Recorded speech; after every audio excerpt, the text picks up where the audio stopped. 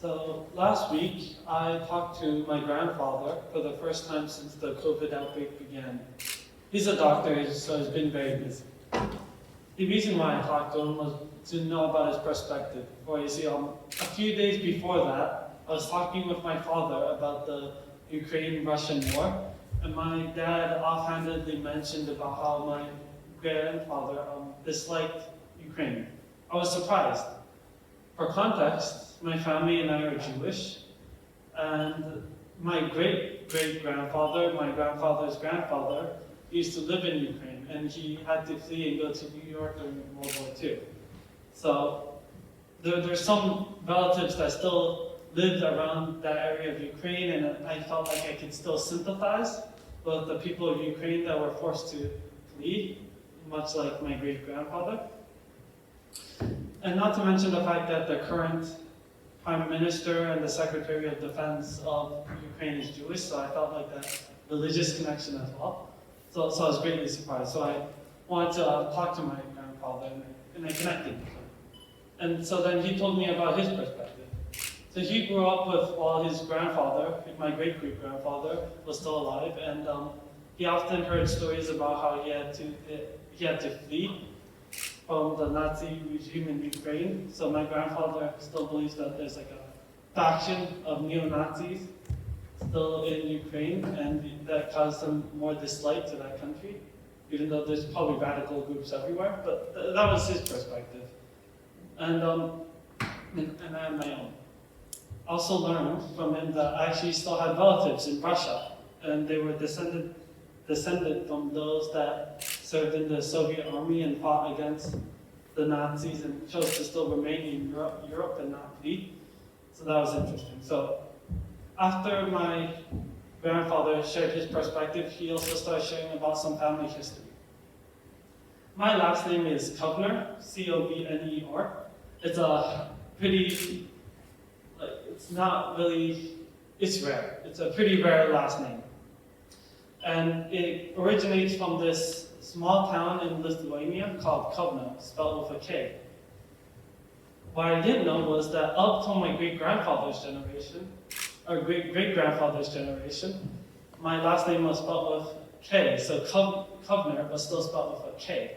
The reason why it was changed to a C was because my great-great-grandfather enlisted in the army to fight in World War I, and he wanted to go to Israel. However, the army recruits from alphabetically. So my great-great-grandfather, because he really wanted to go to war, decided to change my last name from a K to a C. So at the age of 18, my great-great-grandfather went to war. Now, that's 1 year older than me. That's what? I'm max 3 years older than everyone here. So he witnessed in his life 2 world wars. And I compared that to my peaceful life, and I felt great admiration for him, and like the unimaginable risk he faced every day. So after that, my great-grandfather and my grandfather and grandmother talked about other parts of my family history. How I still had relatives all over the world.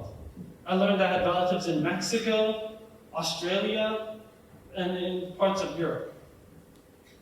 All of this information was very new to me. These were all stories that I had never heard. Neither my father was aware of all of this. And through this talk with my grandfather, I felt I got to know more about my family history, and I felt like I could connect with my whole family more. And that's kind of what I want to talk about today. It's hard to... Each one of us belongs to a line of ancestors, that has a line of ancestors that have survived,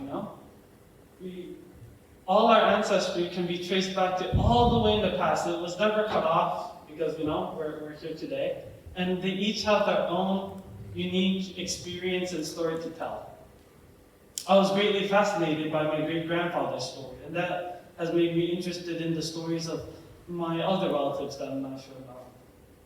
And kind of hope to try to get you to be interested in the family history or the history of your family. Yeah, so our experiences, like really, I want to be able to do it so that in the future, you will all be able to share the stories of the past generations to maybe the future generations, but also include your own. You know? I want the greatest insight from my TED Talk to be that maybe tomorrow you go home and you ask your parents, hey, is there anything interesting that happened to you or that happened to their grandparents or great-grandparents that you want to share? I want you to be able to preserve that information like I have of my great-grandfather and tell that to the future generation. So I'd like to end my TED Talk with one last statement, which is to listen to the stories of the past and make your own. Thank you.